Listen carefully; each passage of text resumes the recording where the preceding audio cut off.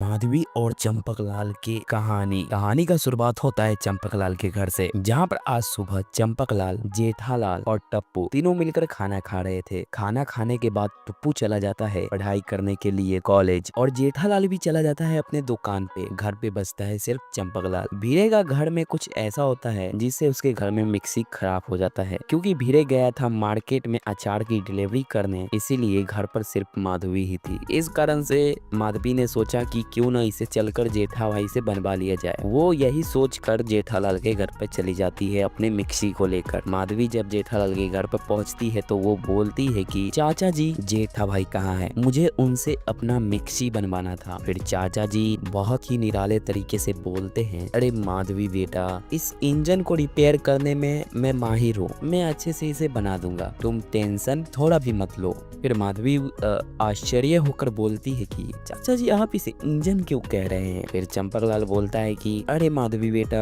ऐसी कोई बात नहीं है, हमारे इधर इसे इंजन ही बोला जाता है, तो तुम इसे बुरा मत मानो। वैसे भी गाड़ी का इंजन होता है, ट्रक का इंजन होता है, सब चीज का इंजन होता है, आदमी का इंजन होता है। फिर चंपकलाल थोड़ा सा हिचकिचा जाता है जब वो ऐसे बोल देता है कि आदमी का इंजन होता है। फिर चंपकलाल थोड़ा सा डर जाता है और माधवी भी थोड़ा सा मुस्कुरा देती है। फिर माधवी बोलती है कि चाचा जी, मैं आपकी बात को समझ गई, आप क्या कहना चाह रहे हो, आप कहो इसे भले ही इंजन, लेकिन अब आप ये रास्ता मुझे बताओ कि मैं इस इंजन को सही करूँ तो करूँ कैसे। ये सुबह से ही खराब हो गया है, मुझे इसे बनाना नहीं आता, और अभी मैं जेठाला भाई से बनवाने आई हूँ तो वो अभी घर पर नहीं है, तो आखिर मैं करूँ तो करूँ क्या। फिर चाचा जी बोलते हैं कि अरे माधवी बेटा, कोई भी दिक्कत लेने वाली बात नहीं है, मैं इसे रिपेयर कर देता हूँ। फिर चंपकलाल माधवी को सोफे पर बैठा देता है और खुद भी जाके सोफे पर बैठता है। फिर चंपकलाल बोलता है कि माधवी बेटा, तुम ये बताओ कि ये मिक्सी खराब हुआ तो हुआ कैसे। फिर माधवी बोलती है कि अरे ओ चाचा जी, ऐसी बात है ना, मुझे बताने में शर्म आ रही है, मैं आपको नहीं बता सकती हूँ। फिर चंपकलाल बोला, अरे माधवी बेटा, शर्म की क्या बात है, तुम बोलो ना।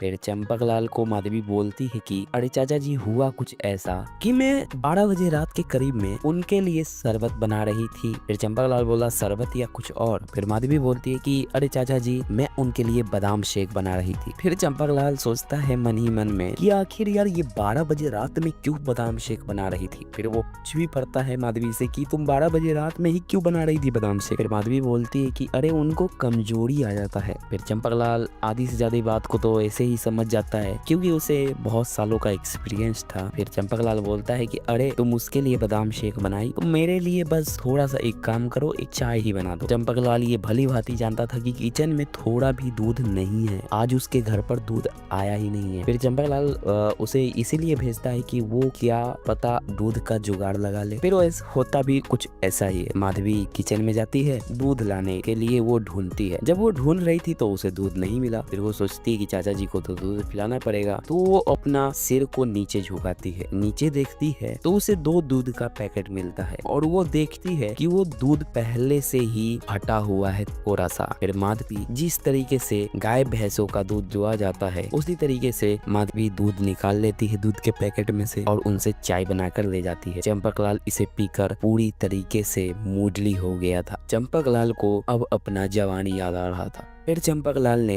बोला कि मत बेटा, चलो क्यों ना हम दोनों एक राइड पर चलें। फिर चंपकलाल ने बोला कि मेरे पास कोई नया इंजन वाला गाड़ी तो नहीं है, लेकिन मेरे पास एक पुराना इंजन वाला गाड़ी है जो कि बहुत ही ज्यादा स्पीड में चलता है, मैं उसी पर तुमको लेकर चलता हूँ। दोनों ने रात होने का इंतजार किया। रात होने के बाद दोनों एक राइड पर निकले। पहले माधवी बैठी, उसके बाद चंपकलाल बैठा। चंपकलाल का इंजन बहुत ही ज्यादा बड़ा था, इसलिए दोनों को कोई भी दिक्कत नहीं हुआ। दोनों ने भले भांति बहुत ही अच्छे से गाड़ी चलाया, जिससे दोनों को मजा आया। अगर आपको कहानी पसंद आया हो तो वीडियो को लाइक करिएगा और चैनल को सब्सक्राइब करिएगा ऐसे ही वीडियो देखने के लिए। और इस वीडियो पर लाइक कैम है 200 लाइक, तो कंप्लीट जरूर से जरूर करा देना।